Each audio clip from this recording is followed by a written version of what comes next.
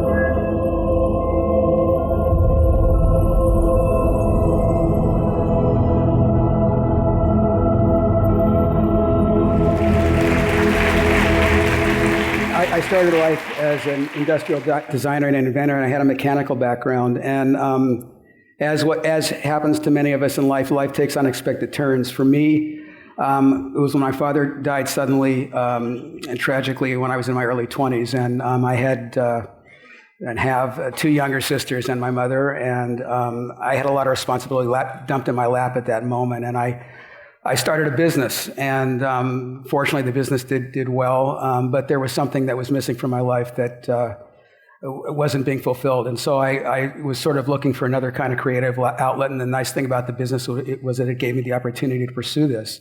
I went to a screening of a film called Koyaanisqatsi in the early 1980s, and I met Ron Fricke, who's my partner, and Ron was the DP, the director of photography on that film. We built a special time-lapse camera for that film that shot 70-millimeter film and was able to move the camera in the time-lapse mode and do these kind of special effects, and it was a very kind of crude version of what we now have. But we wanted to take the concept of that film further, and we developed the film that would become Baraka, which we shot in 24 countries and took 3 years to make and we finished that film 20 years ago. Over the last 30 years, we've made 3 films together. You know, it's the kind of a process that happens organically. You have ideas, you follow those ideas, you have ideas to make things better, and you wake up one day and you've been to 58 countries. That's kind of what happened to me. Samsara, which was the most recent film, took us 4 years and we went to 25 countries. Ron is a tremendously talented visual artist and developed a lot of time-lapse techniques that have been emulated and copied, and we've continued to improve them over the years with every film. It's still a lot of equipment, as you can see. It's actually less than it used to be because we've been able to lighten things up, believe it or not, but it's still a lot. We carry 2 70-millimeter cameras with us.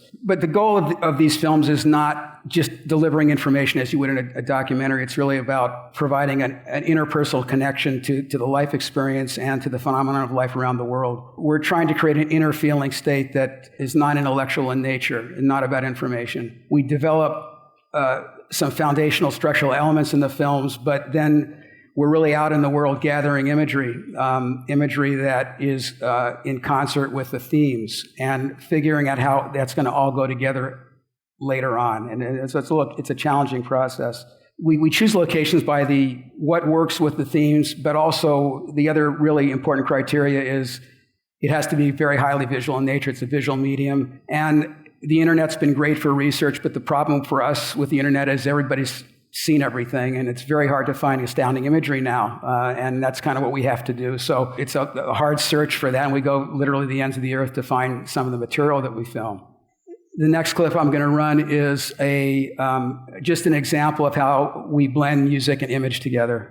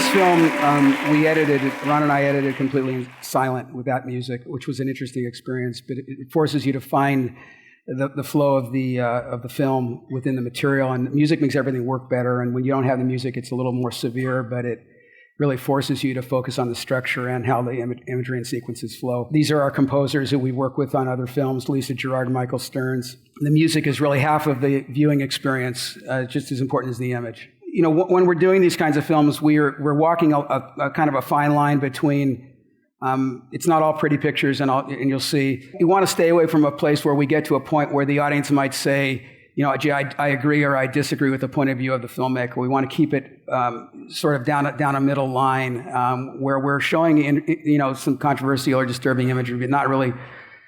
It's kind of like still photography where you want to let the essence of the subject matter reveal itself rather than comment on it. And so I have one more clip here.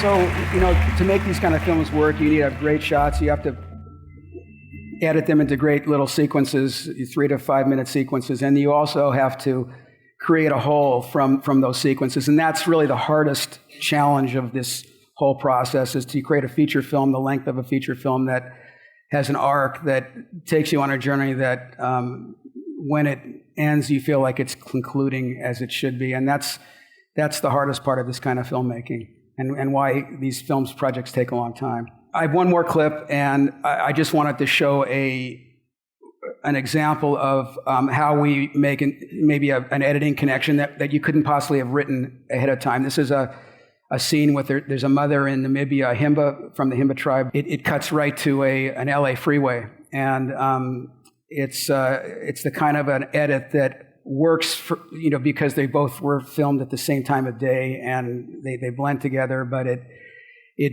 illustrates the kind of interconnection that I was talking about, and again, something that we found in the editing process.